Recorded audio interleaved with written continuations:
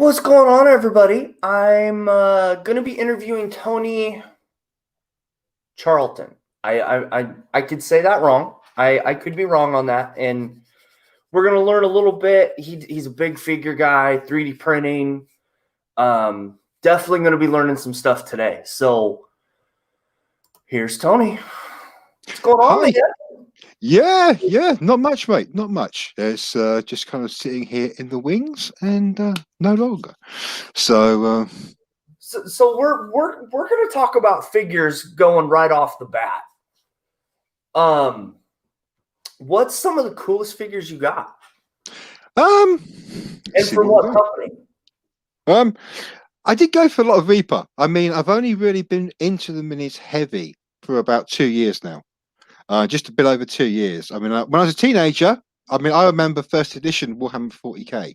With the pointy beak Space Marines and all that sort of stuff. And that was sort of me and my sort of early teenage, early to like teens sort of thing. But no, once I've come back to it, I found Reaper were just really affordable and sort of like, especially some of the big stuff. Like the I can actually reach.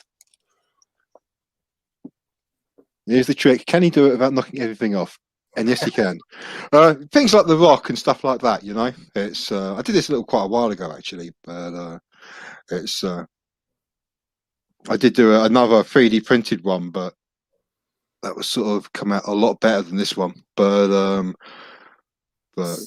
so is that miniature paint you use on those?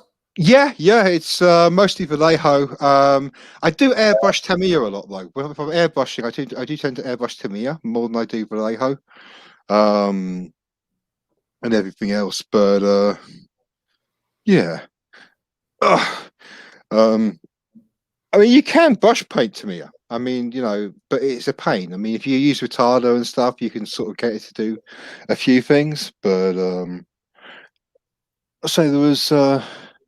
When I was going through my big Reaper Bones Black phase, I got the Momlac, which I really, really love. Oh, dude. Now that's a cool figure. Yeah, I was like, yeah, so that's a Reaper Bones Black, that one is. It's just like such a nice figure. I fell in love with that as soon as I saw that. I do like the old anthropomorphic elephant men, whatever they're called. I can't remember what they're called in D&D. It's completely escaped me. But yeah. So how do you like the new, I think it's resin, right? The new resin or plastic? It's like a hybrid kind of thing. Yeah. It's somewhere in between the two, isn't it? It's weird. It's good stuff though. It's nice and detailed. I mean, it's the detail is very good. One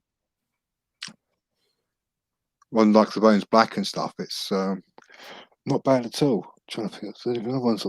No. So let's think of a little kid or teenager goes into the store and gets a thing or a figure. What would be the starting paint set that you would recommend?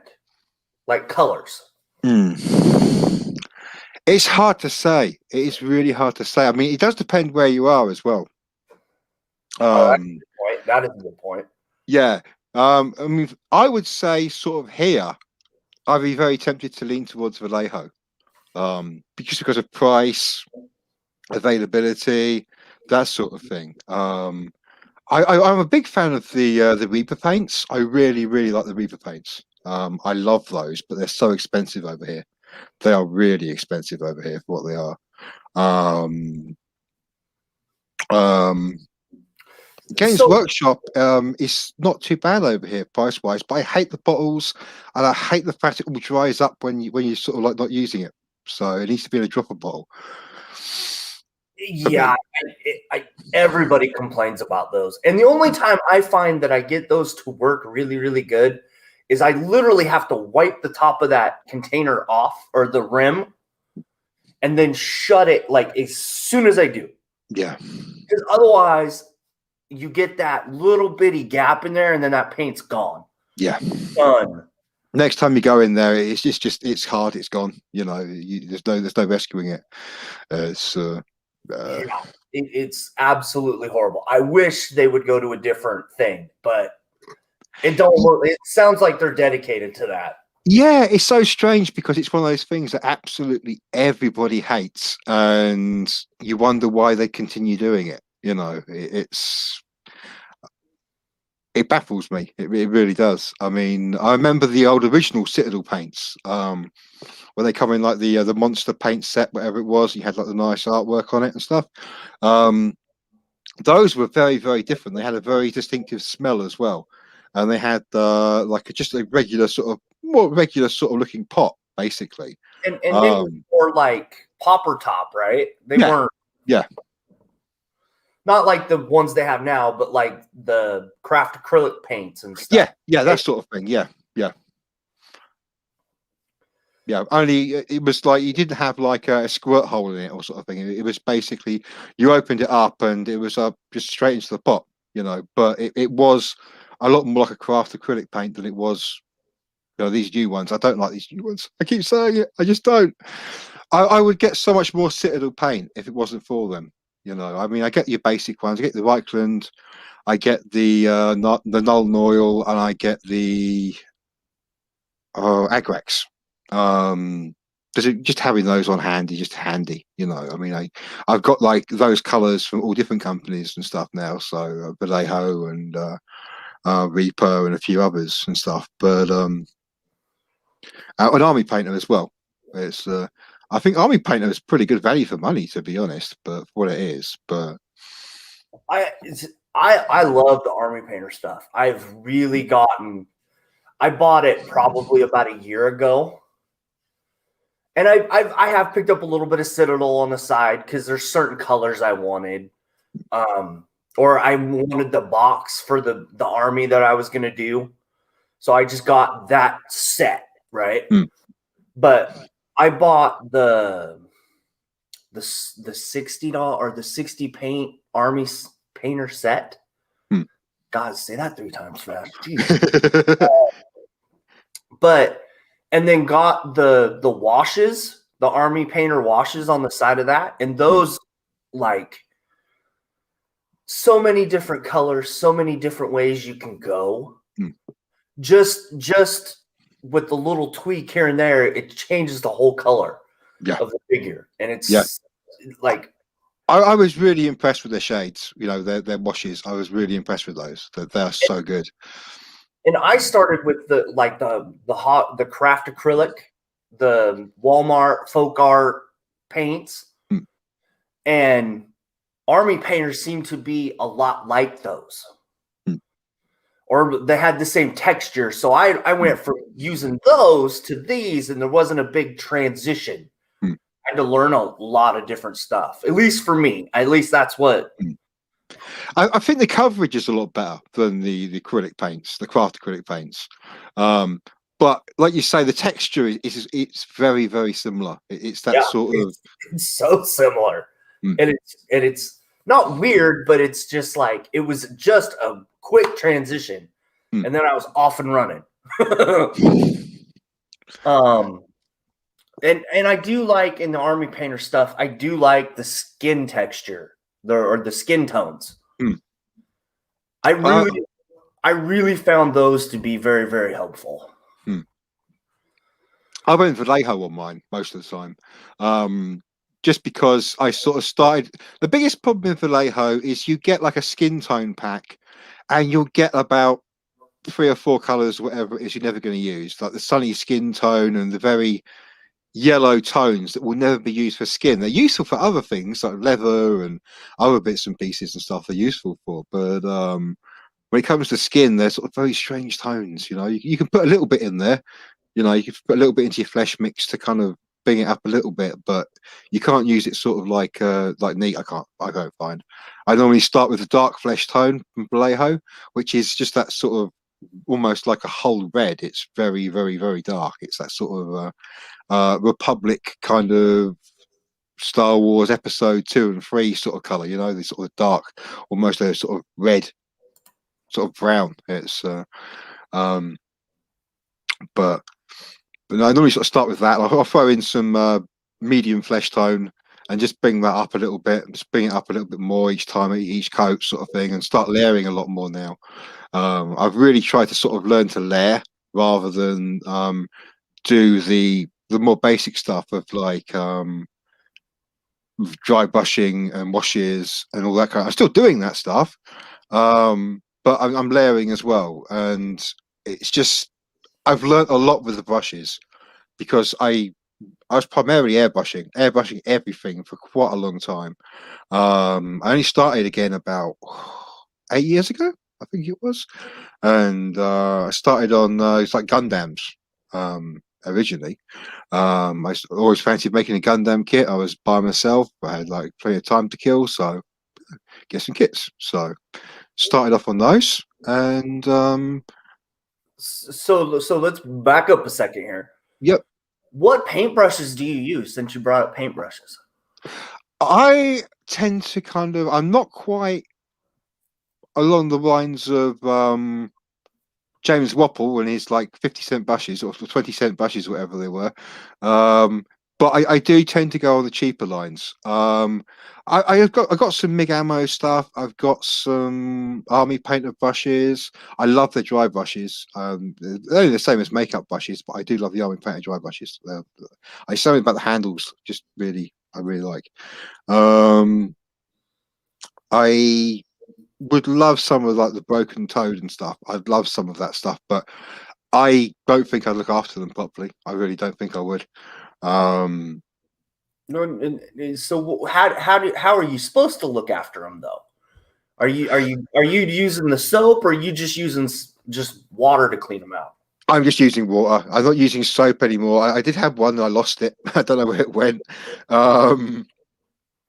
After that, it was just like I would just rinse it. I'd rinse it pretty damn well.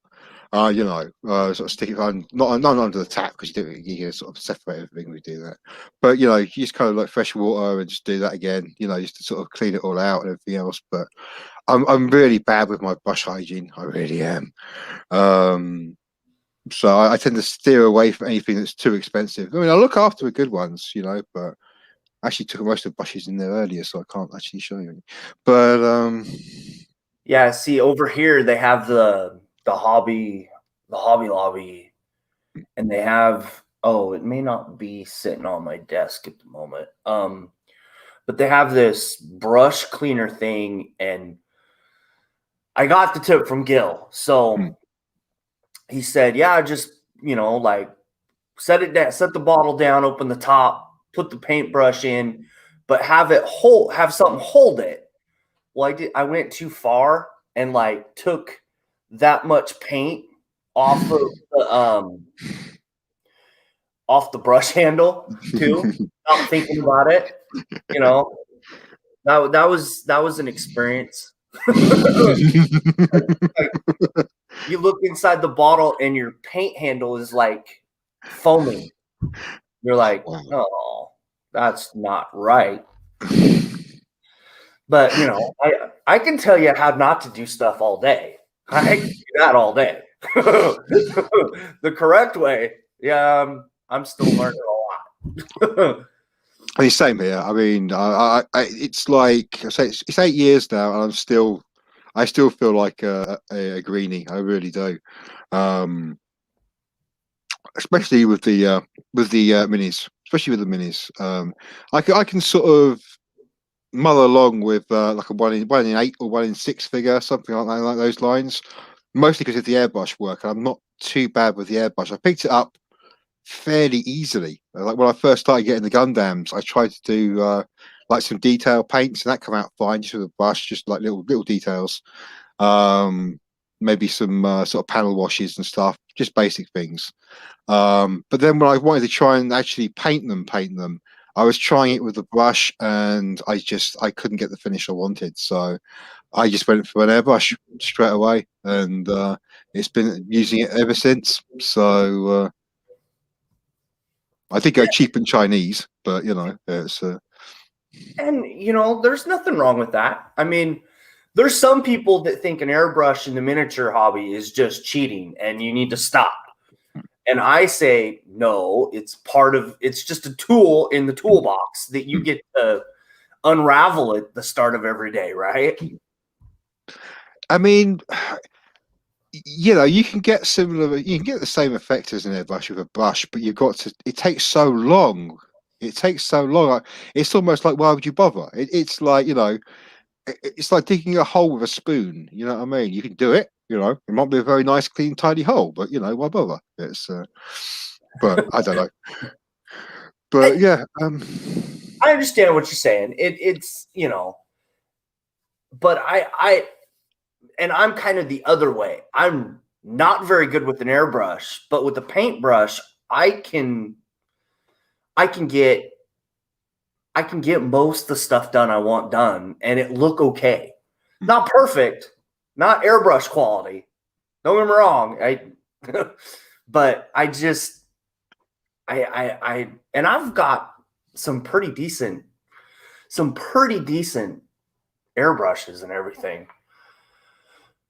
all of my cheapies. I mean, I got like a big pile of like Draper ones, which were pretty reasonable airbrushes. They're not good or anything, really good or anything, but they're reasonable quality. They're about over here, like I'd probably say the equivalent of about a $60 or $70 airbrush. So they're nothing fantastic, but okay.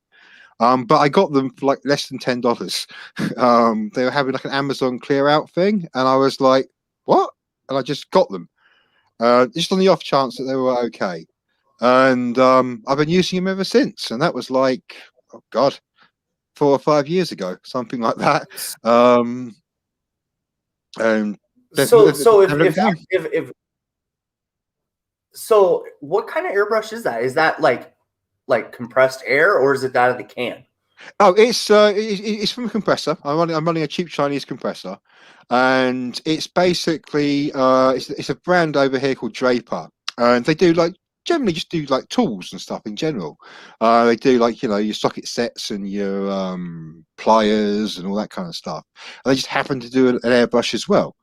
So I've always liked their tools, and I had this kind of favorited in Amazon, and I got it, and it's a vacuum feed. Or sort of siphon feed or whatever. So that takes some getting used to. I mean, you're always used to like the cup, you know, and I got so used to the cup and getting used to but it's got advantages and disadvantages, you know what I mean? I do like how easy it is to clean. You just stick a bottle on there, stick a bottle of water on there, just you're done. It's so much easier to change colors and just do that sort of stuff than it is on the with the cup and everything. But at the same point, it's a lot harder to strip down. It's way harder to strip down than most of those cup ones I've ever seen, because you've got to kind of like take that off, and oh, it's a pain. And that's, you know, the different airbrushes, right? There's some that are really easy, and then there's some that, you know, and it's just the learning curve that you go through. I really want a Sotar. I really want to get a Sotar, or just something for fine work, because I'm still running a 0.5 needle at the moment. So I just want something, you know, I might even go for a 3, you know what I mean? But I agree with his point. That's why I put it up on the screen. And he's right. You just need more practice. But what always happens, and because my garage is connected to the house, like I'll get the airbrush set up, I'll start that first pass, and then my wife will come out and need something. And then my son will need something after that. And then 20 minutes later, the paint is drying in the airbrush. I have to strip it all down, get ready to do the first pass again, and then I'm called back into the house. It's like, stop it. You know? Yeah, it doesn't like interruptions, does it? It doesn't like interruptions. Yes. One day he'll be 16 and I can actually do a bunch of stuff with the airbrush. Okay, so we talked about Reaper, right? And then on the other end of the scale is GW. What in between there do you have? I got some WizKids. Got a few WizKids here and there. I haven't done a lot of them though. Most of them I haven't actually finished. So a couple of dragons and a few pieces. Few small bits as well, but nothing really finished. I like on the Whiz Kids stuff. I like some of the. That's not a Whiz Kid. No, this is no. I got. Oh no, this might not be. I actually got D&D figures.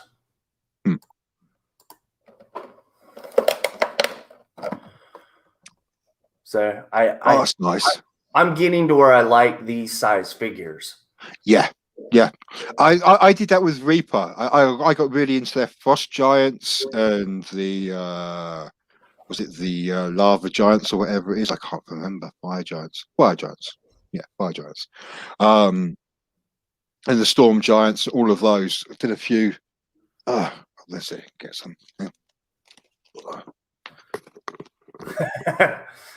Well, yeah. Mopar, you're not wrong on that. I should. I really should. But then, wife calls, right?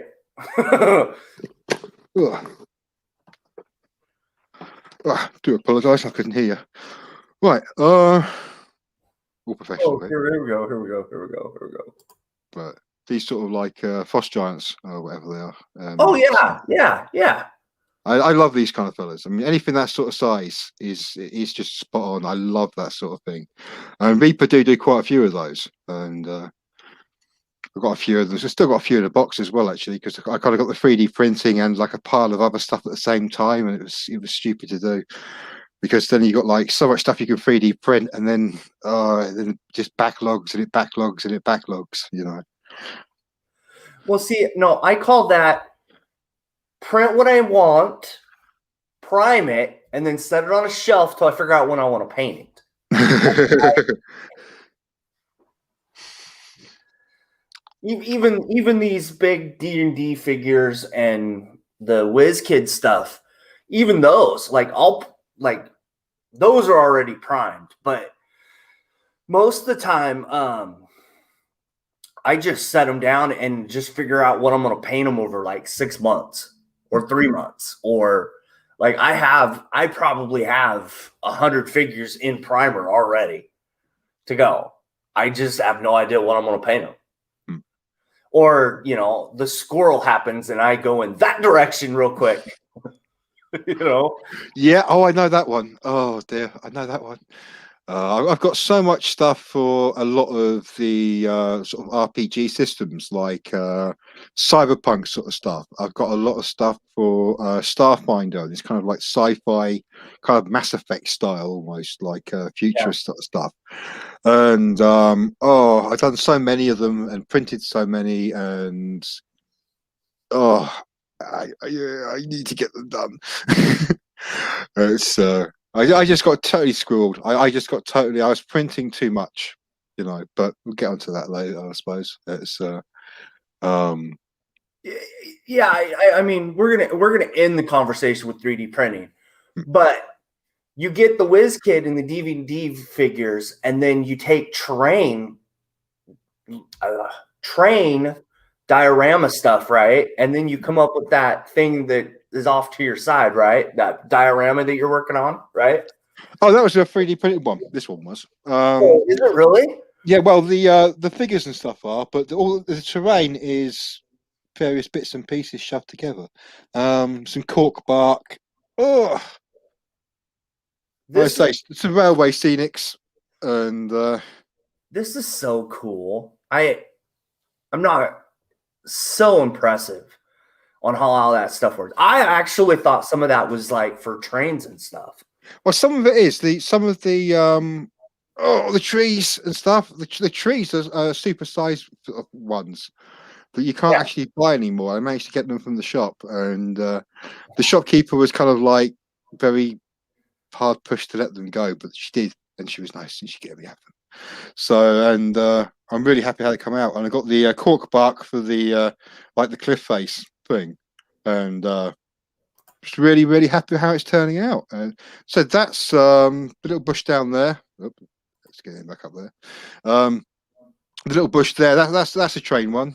There's some various scenics and bits and pieces on there. Some flowers and bits and pieces like that, all sort of railway scenics and stuff. So it's Yeah, that is really, really cool.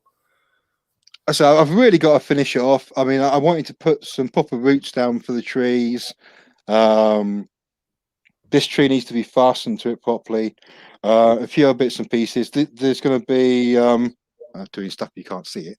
There's going to be like these guys kind of just basically kind of like hanging and chilling off the top there and stuff, and you know. So the bigger figure, is that a D&D or WizKid figure? No, that is a 3D painted one from a Kickstarter called the Elves of Ineath, I think it was called, something like that. Which I backed. I think it was in about October. I think it was, and I got the files sometime in January. I think it was by Kickstarter, but there's some beautiful stuff in there. There's like did a Pachycephalosaurus that I haven't finished yet. Hang on. I haven't even started it yet. I've glued it together, but I did it in the same slightly bigger scale. It's about 240% at the moment, but oh wow, those so remind me of like some of those 80s toys. You know, very what I mean? Much so. Yeah. Sort of Dino Riders kind of thing. You know what I mean? Yeah.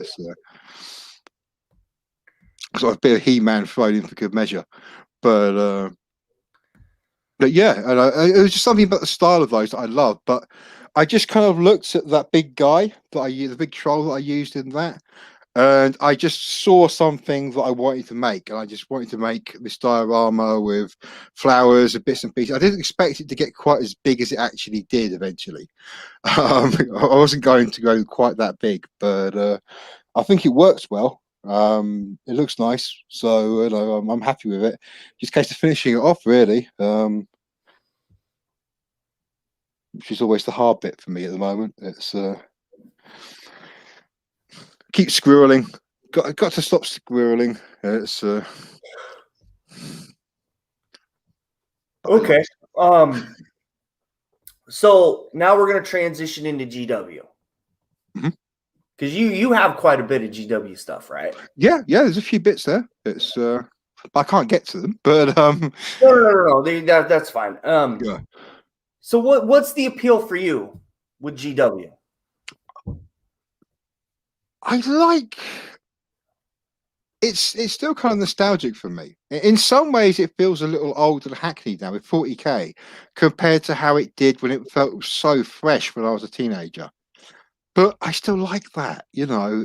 I like that side of it, you know, the kind of the grungy, kind of dark, kind of gothic, futuristic thing. It's kind of cool. But I like Age of Sigmar as well. I got a few bits of that. Can't remember the magazine was, but got a few issues of that, and the secretaries. What they call it? I can't even remember the names now. Here's my big complaint with GW, and I have enough Space Marines. Can we put like, you know what I mean? Like, can we put the Tau against like something else? Can we put the Necrons against maybe the Tau, the robot against robot? You know what I mean? Like, I don't need Space Marines in every big box. Because that's how I save a lot of money with the GW stuff is I get the big box sets. Because by the time you get like one vehicle, one of the bigger figures, you've already paid for the box. And then you get so much more with it. Which, you know, I don't know. The value seems a little bit better there for me. Yeah. No, definitely.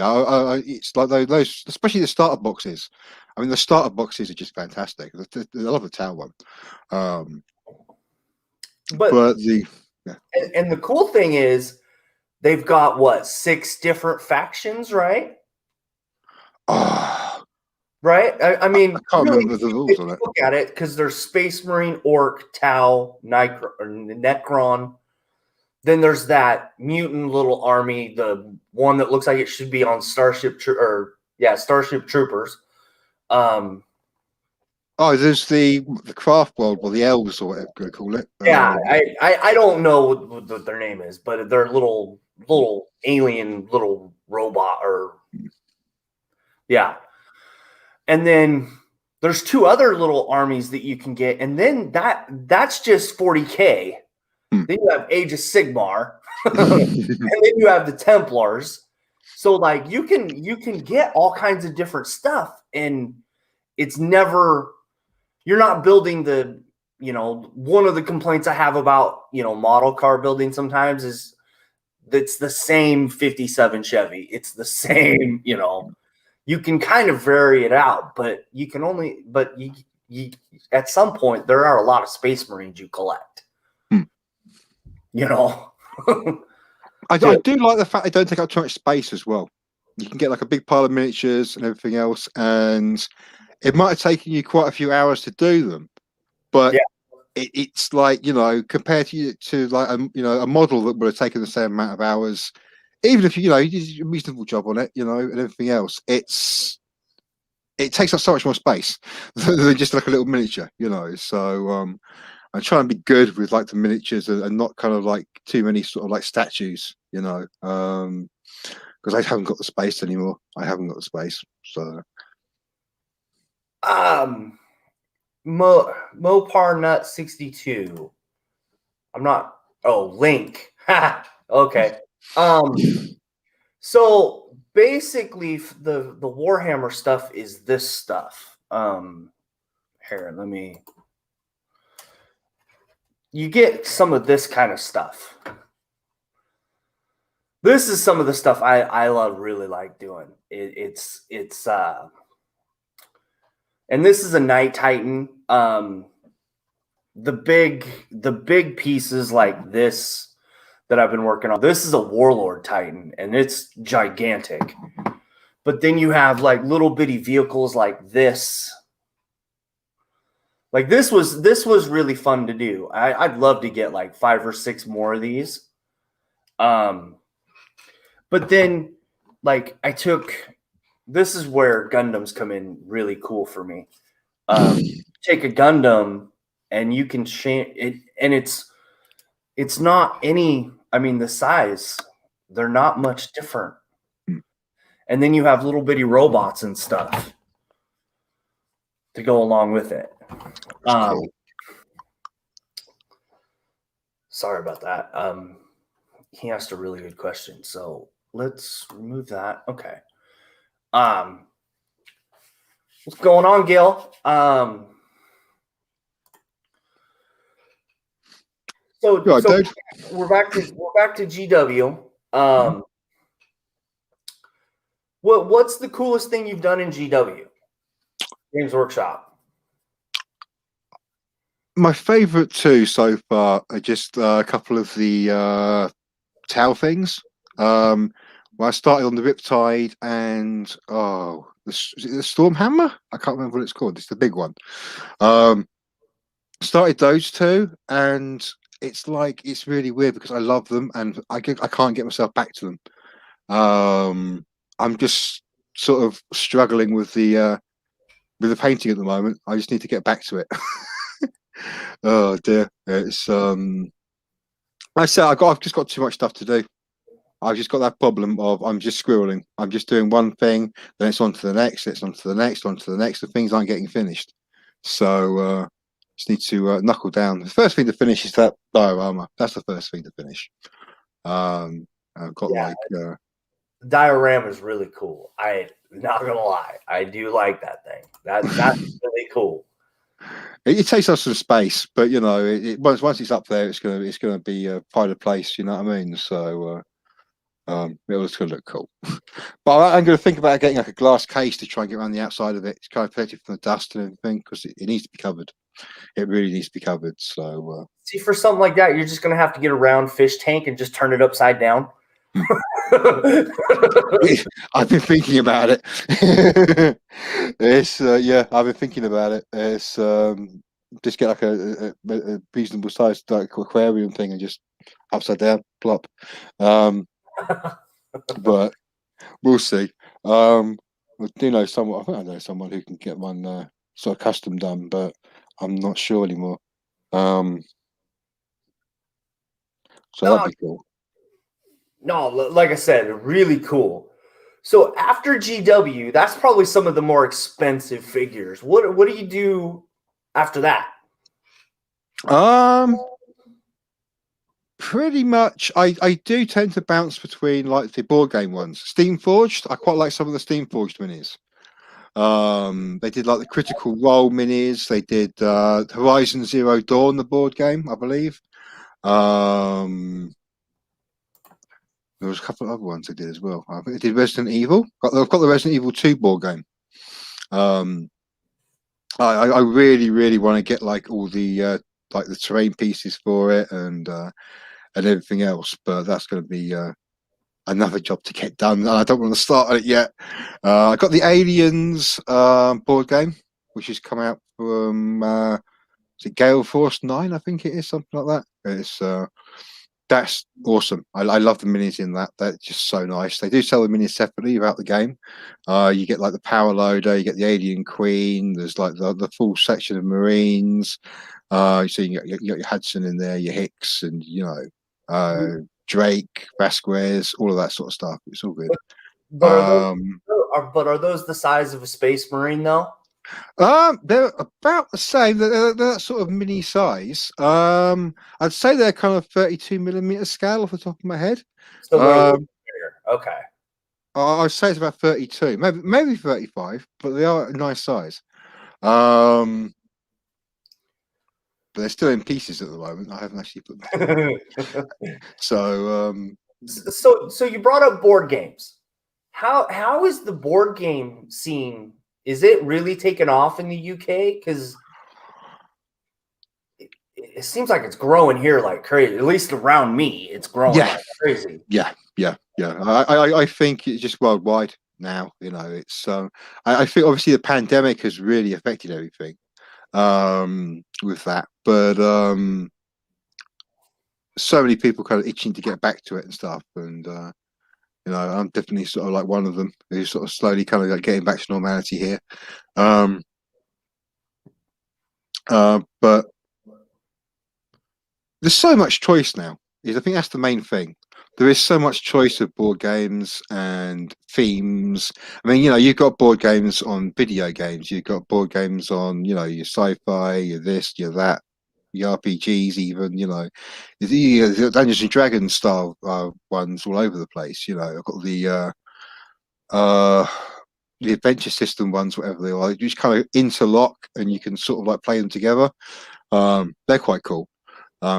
Very basic compared to playing actual D&D, but a good sort of introduction for like youngsters and people who just kind of want to dabble their feet into it. It's kind of fun. Well, the reason I asked that is because over here, like, I have one hobby shop, one Hobby Lobby, one Michaels, and then after that, it's like there's got to be 6 or 7 board game stores that you can go play at. There's a couple you can't play at, but there's a couple huge tables everywhere. It just seems like that whole market has just taken off. And it seems like every other month, lately they're slowly starting to come back and new ones are starting to pop up again. It's crazy over here. I think a lot of it really started with like the card games, like the Magic the Gathering and sort of stuff. That sort of those card games. But then just everyone was started going more to board games as well. And I know my local one, because there's a local one in town that's the same. It's just like a board game shop. It's one the next town over as well, which is pretty good for England. We don't really have them very much, yeah, I'm looking forward to it. I'm looking forward to getting back into a lot of things with all that now. It's sort of starting to open again. But yeah, I mean, it's really cool that how all that stuff kind of connects too.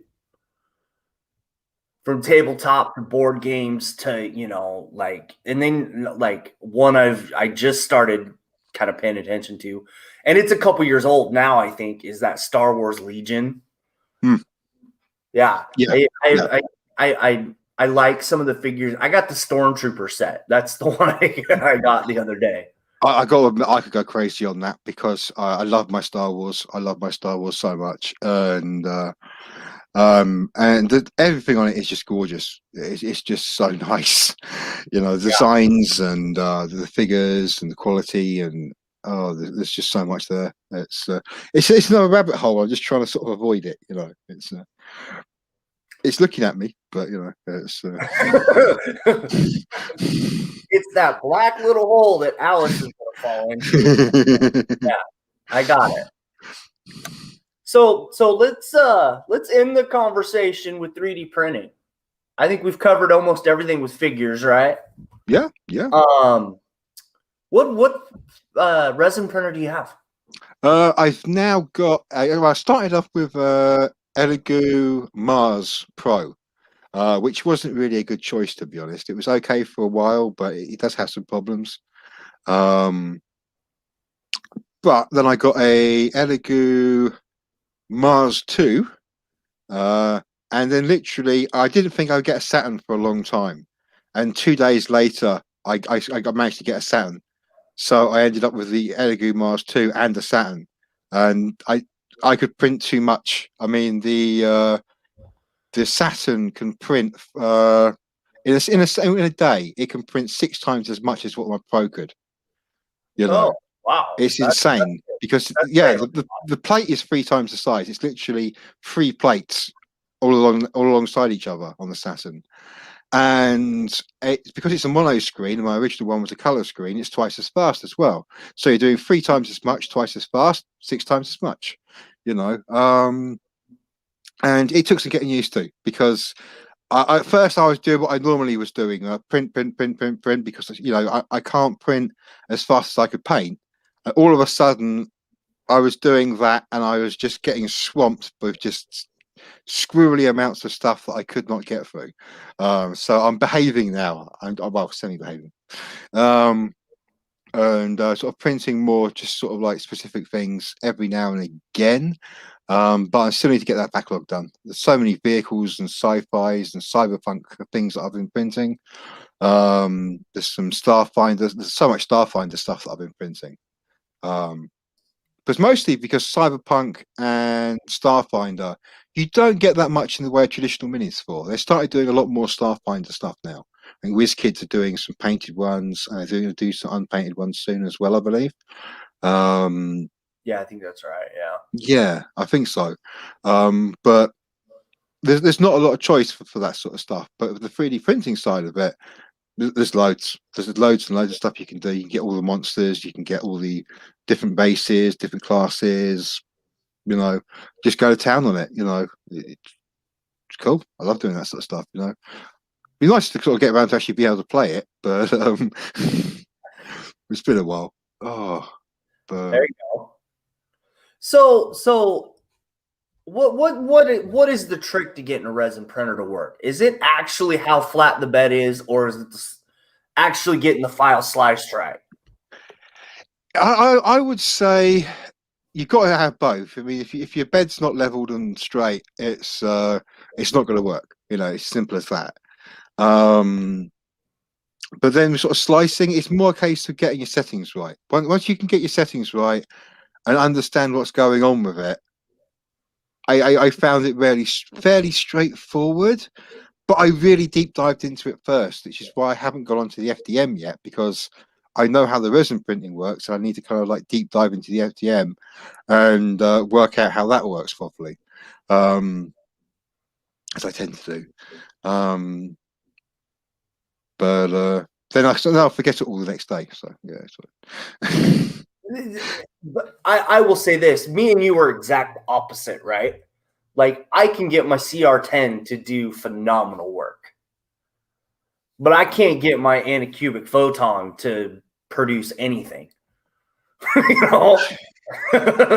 like I mean, there was a time, like, I have the full jug of resin, right? And I'm not saying anything bad about the printer. I'm not saying anything bad about the resin. It's probably this guy right here. This guy fucked it all up, right? But like I would get the whole supports, nothing else, no figure, but the supports would print out just fine. And I have no idea. I have not a clue. I say if it's like tearing off the supports, then it's either the supports aren't strong enough, or you get too much speed, or like it's too much suction from being lifted, sort of thing. Yeah, I have no idea. I'm just a big dummy. But for the most part, though, I mean, I did get stuff to print out, but like I got Goro to print out. But I couldn't hollow him out. Like anytime I hollowed something out, it wouldn't print. And what I would do, do you know how thick you were actually doing the walls? I'd have to look. I don't really know. Because I normally do mine about 2.2 millimeters. Just because I like to have it nice and sort of thick and solid to make sure it just goes together okay. I want to say I was going. I think it starts out at what 1.3. Yeah, something like that. So something the ones because I had to reset mine the other day. And I moved it. Not. I don't think I was doing 2. I think I was like 1.6 is where I got up to. I was trying to play around with it, right? But I ran out of resin, so I was like, I basically unplugged that printer and like it's sitting over there on a shelf right now collecting dust because I've been debating whether I want to keep using that thing or not. I gotta admit, when it feels like you're banging your head against a brick wall, I'm not surprised. You know what I mean? Like me and FDM. I mean, it's like we're gonna meet in the middle at some point, but I keep putting it off, and I shouldn't do. I'm just trying to reorganize the workshop and sort of get my proper sort of benches and stuff set up and get that all done in that room, and then I can sort of set everything else up in there as well. So I'll have the Mars Pro, the Mars 2, and the Saturn all together, and just put the Anycubic Chiron, that's the one, over in the corner. And that's the new one, right? That's the new one they just came out with, right? The Chiron, I don't think so. I mean, it's relatively new, but I did buy it, I don't know, 2 or 3 months ago. But it's a good size. I mean, it's like a 50 centimeters by 50 centimeter bed on it. So it's big, it's big. But other than that, I'm just like, oh. Dude, like I said, if you need any help with because I've been using Cura the whole time, and most people they'll hit me up every so often because I get some pretty good results with that Cura settings and stuff. So if you need help, let me know, dude. I will do, dude. I will do, dude. It's I've just been I just got to sort of bite the bullet and just sort of do it because I can do so much cool stuff with something that size. It's it's so cool. You can one shot helmets with that thing, for Christ's sake. You know what I mean? Actual sort of cosplay helmets you can do in one go. Without having to fill and sand and all the extra work that you don't need to do. That depends on the helmet because I did the Spider-Man one that's got all the vent holes on top. Oh, right, yeah. Well, you have to print that upside down, and you have all the supports hitting the top, and you're gonna sand that. Let's just put it that way. The sanding I don't mind, but the filling and the sanding, I don't know. I've it started to wear thin on me now. I don't know why. I used to love sanding and filling. I really did. It's if I was doing like a plain model or something like that, I actually used to love it. All of a sudden, I'm just struggling with it. It's just I want to paint now. I just want to paint. So. Well, and that's the cool thing about some of the resin stuff. You got to use the filler primer still, but you ain't got to really do a whole lot of prep work after that. Basically done. And that is where the resin printers really shine. From the little bit that I have gotten accomplished with the resin printer, for me, I see the quality. Now I've bought in some resin prints that I wouldn't show on camera. That's how bad they came to me. And I was like, oh, why would I want to go with this? But, some people, told me, no, that's fluke. Or that guy didn't know what he was doing. So but Yeah, I mean, you see it quite often, like people kind of buying stuff off online stuff, shopping, to get 3D prints, and they're coming like solid, but they're hollow inside. But no one's put any drain holes in there, so there's just resin sloshing around inside, and it's toxic and it's dangerous, and it's just not good. It's not good at all. It's so I will let you answer that question for you. what 3D printer, beginner and material. But what do you reckon? Because it's like, would you say FDM or would you say resin? Because you've had so many problems with resin. I'll let you take the resin side. I will take care of the FDM. Yeah, no worries. It's hard to say. It depends what price range you want to go for, really. If you want to get like the best you can get, you want like a smaller 4K printer of some type. Is it the Sonic Mini or something to 4K? I can't remember. And the thing that I will add is like, go look up the YouTube channel Uncle Jesse. It's JESS, I believe. Uncle Jesse. I think he might even be doing something live right now, but he does a deep dive and review of all the printers that he has. That's why I love that channel. I mean, I think you definitely want a mono. I think whatever you get, you definitely want a black and white screen. You definitely want a mono screen. You can get the color ones kind of cheap now. But the mono screens, I mean, it takes half as long to do anything. They last longer. I would really suggest a mono. And I would definitely not suggest the Elegoo Mars Pro, the original one. The original Elegoo Mars, great little machine. Elegoo Mars Pro, got problems. Mars 2 Pro, it's supposed to be great, fantastic. The Mars 2, also really good. I've actually got one of those. The Saturn I love, but it's a big machine. I mean, it's expensive, but you can print an awful lot on it. You can print an awful lot on it, which is fantastic. The other machines I don't really have much experience of, so I couldn't really say. But I would recommend if you want to go the highest quality you can get. It depends what you want, how detailed you want it, how small you want it, that sort of thing, as to whether you'd need a 4K or not. All depends. And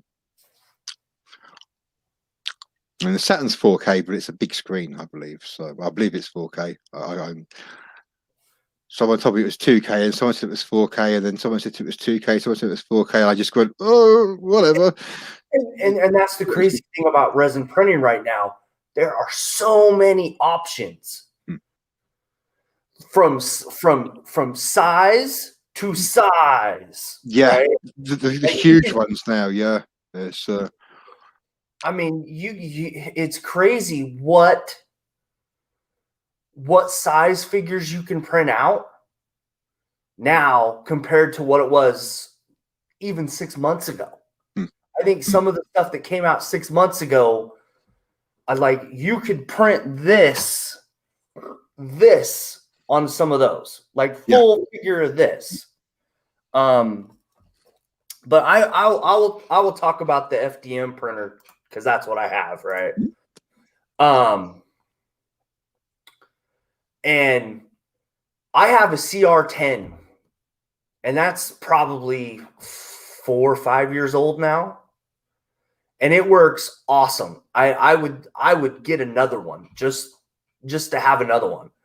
But the Ender 3 is, if I was going to start over again, I had one for about a month, and then someone gave me a ridiculous price that I couldn't pass on to sell it. So The Ender 3 is really good. But the CR10 is what I have. And I get fantastic results. And I think both those now are like $200-300.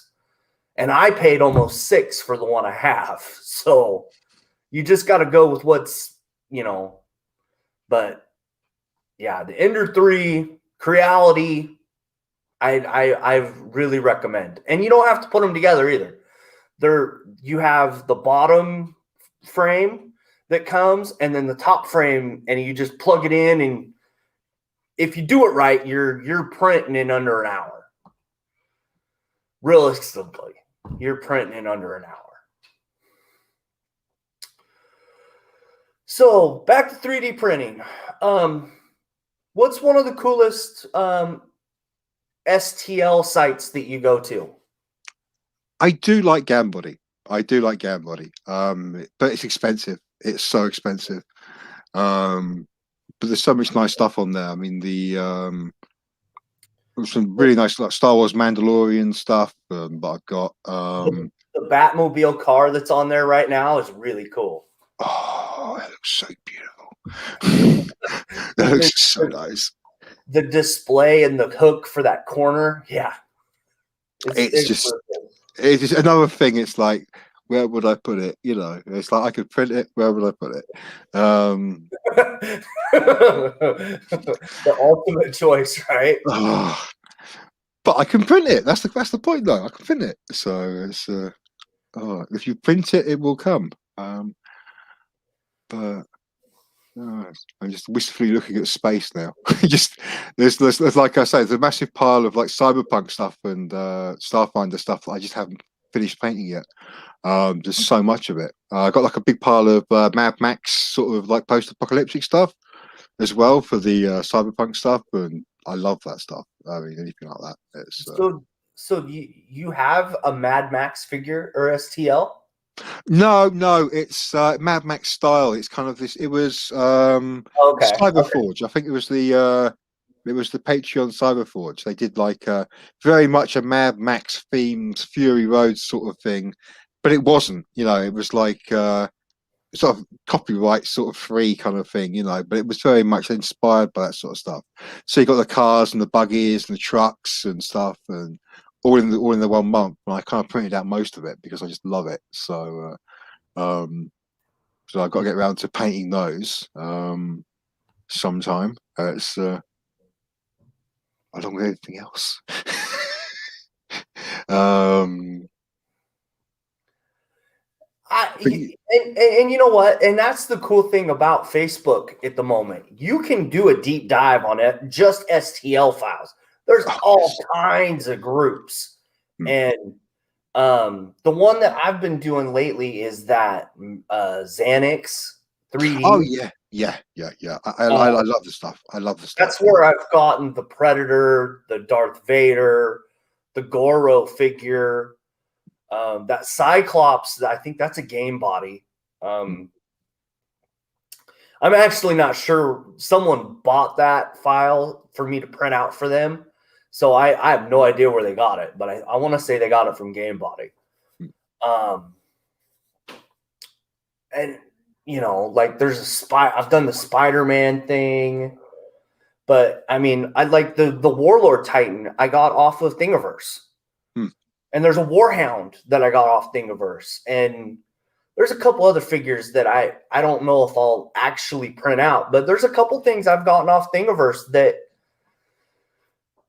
are okay. They're not great quality because they're free, right? I mean, that's the negative about Thingiverse. It's free. So you're not getting the, top of the line stuff sometimes. But, that's kind of the catch-22. You got to really pay attention, and you got to print out some really negative stuff to know how to look for it next time. And it's Definitely. Really easy to spot once you see it. It's always worth checking those comments. Just check those comments first before you download it, just to see what people are saying. You know what I mean?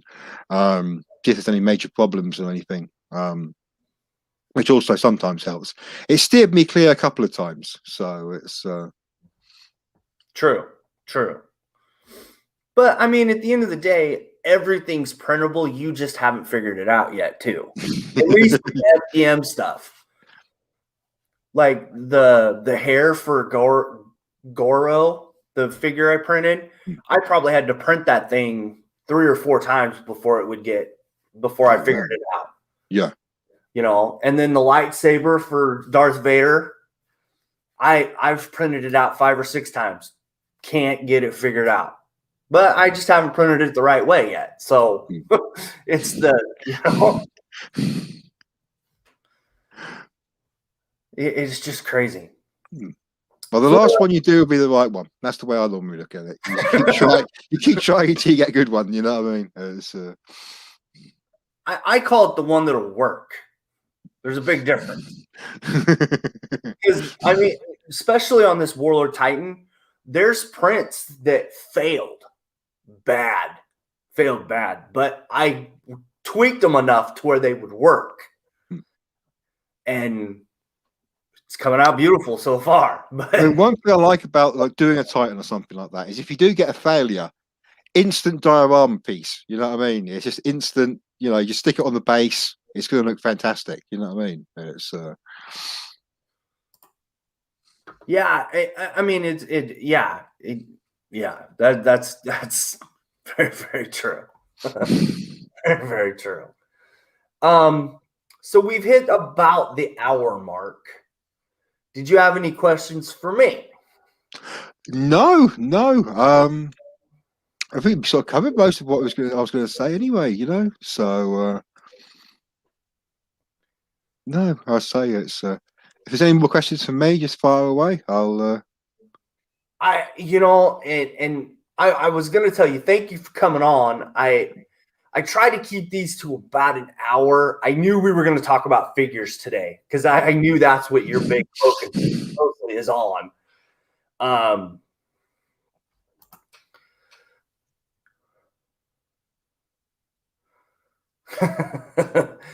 Oh, okay. Car body. Car body and 3D printing, at least on the FDM side, is not as hard as you would think. But you have to print it out with the least amount of support that you can get it to print with. And that's a challenge sometimes, to say the least. That's the hard part about printing out car bodies. Not saying you can't do them, but you got to figure it out to where, yeah. At least that's my opinion. But Tony, I'm gonna end this. Thank you for coming on. I really appreciate it. I'm sure I'm gonna see you in a Friday hangout at some point, right? Yep. I'll be back soon. Because I mean, that's where I know you from, is the Styrene Syndicate. I mean, I think you're in another group I'm part of, but I don't think it. I think it's one of the STL file groups, right? Yeah, I think so. Yeah. There's so many. It's there's so many. I just keep sort of like joining them all, and they just kind of stack up. So I just couldn't tell you which one it was. Yeah. There's a couple groups I know I've seen your name in them because you comment on stuff too. Yeah, so, cross pass. It's cross pass. It's yeah. I say thanks for having me. You know, I feel sort of like not worthy enough to be with sort of like some of the company you've had in here, but yeah, you know, it's great. Very to talk to you. You know, it's cool. And I don't agree with that, because you bring value on your take on the hobby. And that's what a lot of people forget. You know, just like this guy does cars. I bet you he can tell me how to do every one of those decals better than I could. You know, like you have your niche and how you do things, and it all brings value to the hobby. And, you know, we pulled that out of you today. Thank you. Yeah. You know what I mean? Like, Yeah, and that's what's great about this show right now is everybody learns from everybody. And I'm learning every week. What makes everybody tick. I get to meet more of the modeling community. And, you know, like, you never know. I could paint a figure different next week. You know what I mean? Yeah. Or print it out better. Or, you know. And that's the cool thing about this show right now. Really cool. But like I was saying, thank you for coming on. I will talk to you in a couple minutes, okay? No worries. So that was Tony, everybody. I have a little bit of business at the end of the show today. This is going to be the last episode on Sunday. I'm moving the show to Saturday because I work graveyard now. And it's becoming too difficult to keep doing the shows on Sunday. I need sleep to get back to work. And yeah, so the show is now going to move to Saturday. I'm going to try to keep the same time, but we'll see what happens. I know either next week or the week after, I'm going to be someone wants to interview me, and it's Gil from Red Dragon. So I'll be on that show. And then after that, I'm going to be doing a shout out in the next couple days. I want to do an update video on some of the stuff I just bought from one of the local hobby shops and kind of do a catch-up video of working on this guy. Because I'm getting closer, right? So hopefully everybody's still liking the show. I'm really sorry that I'm going to have to move it to Saturdays. But family stuff comes first and it is more important. So thank you guys for watching today. Thank you, Tony, for coming on. And I will see you guys next week.